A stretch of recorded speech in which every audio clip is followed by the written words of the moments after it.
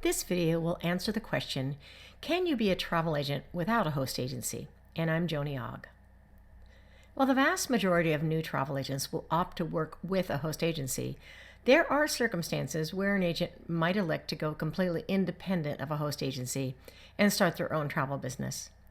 And this would be a viable option if your business plan is to specialize in a very specific market with just a limited number of suppliers, or if you're going to market reoccurring itineraries on a repetitive basis.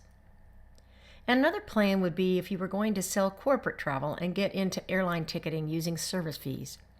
Agents specializing in selling business travel were doing great up until the COVID pandemic hit, but there are signs that it's going to come back as the pandemic is slowing down. There are a lot of benefits of having an ARC appointment, which plugs you into the entire gamut of travel suppliers out there. And once again, if you decide to go in this direction, realize that there are costs involved as well as potential liability.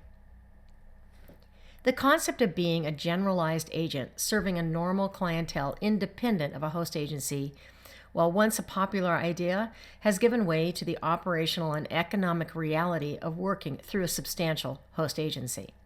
The route you choose requires careful deliberation on your part. Your knowledge level and experience in the travel industry is a critical factor. So let's take a look at the various ways that you can establish your travel business without aligning yourself with a host agency. And you should understand the benefits of both working with a host and going independent. At one time, an agency ARC number, or IATA number, was used for identifying a travel agent's ability to claim commissions. Of course, any supplier could elect to pay commissions to a non-ARC appointed travel agency, as the airline appointment from ARC didn't actually matter to anyone other than the airlines that issued the appointment. The agency reporting agreement that is executed when an ARC appointment is consummated between the ARC member, carriers, and the travel agent is the document that establishes the agency relationship. Now, suppliers other than the ARC member carriers have accepted an ARC number as a sign that a travel agent is in fact a travel agent. However, no agency relationship was created by the ARC appointment other than with the ARC member air carriers. Suppliers could, in fact, appoint anyone as an agent by assigning their own number or by accepting some other criteria or designation agreed upon by the agent and the supplier, which would create the agency relationship between those two parties. Now, one of the main concerns of the travel agent community is having a supplier-owned organization determine who is and who is not a travel agent, rather than the agency community. The process had to have standards so that suppliers could accept those qualified as actual agents.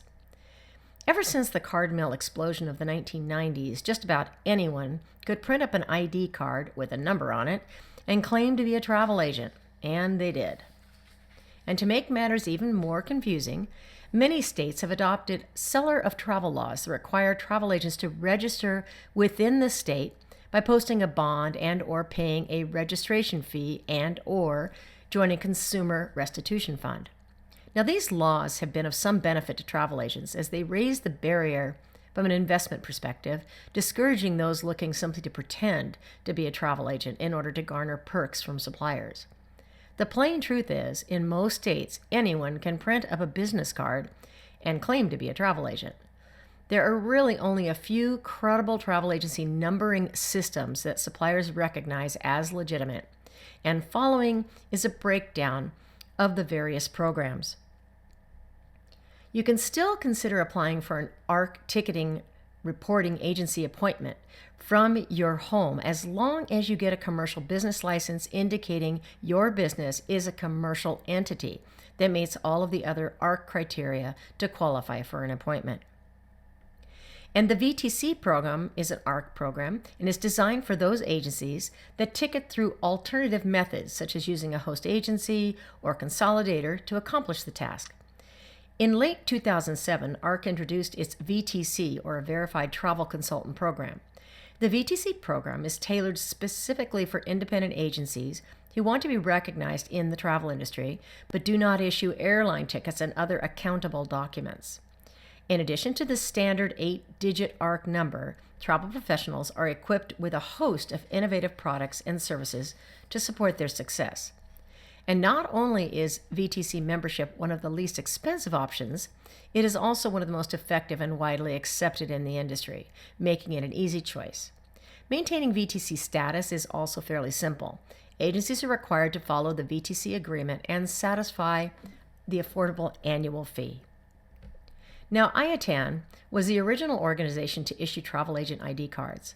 The IATAN ID card was the standard for a number of years. As the industry continues to change, so do all of the various types of accreditation. IATAN's accreditation recognizes a diverse sector in the industry, including storefront and home-based. Once accredited, you are assigned a unique and individual IATA numeric code, and you then gain access to all IATAN programs such as their personal registration, IATA/IATAN ID card, agent experience, and a listing in Check-a-Code and other universally purchased products. The non-ticketing accreditation that IATAN used to offer was known as the TSI, or the Travel Sales Intermediary. Now, while TSI is still a recognized program, they have kind of put all who meet their requirements into a combined accreditation for entity types. An entity is defined as a business or proprietorship, partnership, or corporation that is engaged in the sale and or brokerage of travel and travel-related services such as cruises, tours, hotels, car rental, bus, and rail transportation, and meeting planning. Non-ticketing entities range from individual home-based business to large corporations and do not hold airline agency appointments or issue airline tickets or other such accountable documents.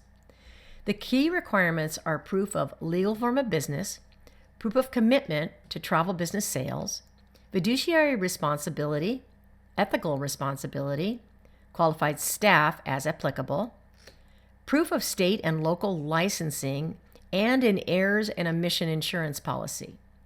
The errors and omissions insurance policy may be waived if specific requirements are met. You can review all of the information on IATAN's site. As discussed, any supplier can elect to create an agency relationship with anyone they choose. Now, the vast majority of industry suppliers will issue you a pseudo ARC number so that when you call the supplier, they can find you in the system. If you have a narrow niche market and specialize in special groups or intend to work with only a few suppliers on a repetitive basis, this might be a good option for you. The way you open an account with a supplier is to approach their sales department with a request to establish an agency relationship and obtain an ID number that you would use when making reservations. This alternative costs you nothing and is very effective when dealing with a very narrow list of suppliers. Be aware, though, that the supplier will expect you to be both knowledgeable and professional in your approach. You would have a marketing plan and specific objectives that are both understandable and relevant to that supplier. Pseudo ID numbers could be your telephone number or your social security number or some other meaningful number or simply a number that you or the supplier create to serve the purpose. Usually, these numbers will have 8 digits to match the length of the field in the supplier's computer system designed to accommodate the numbering system that they use. And CLIA offers 2 membership categories for travel professionals, and it's important to understand the membership levels clearly. The CLIA Travel Agency membership provides you with a CLIA Industry ID number, which is used to book directly with the CLIA Cruise Line members and other executive partners. CLIA's individual agent membership is designed for agents working through a host agency. For the purposes of booking travel directly with the vendors and receiving commissions in full and not acting as a hosted agent through a host agency, the agency membership category is the choice to that end. You can always check this information out on CLIA's website. After deregulation, ARC was quite slow to come up with a solution for non-air ticketing travel agencies. So IATA, who is in charge of issuing travel agent ID numbers, started selling numbers to the various niche associations that had popped up during the chaos.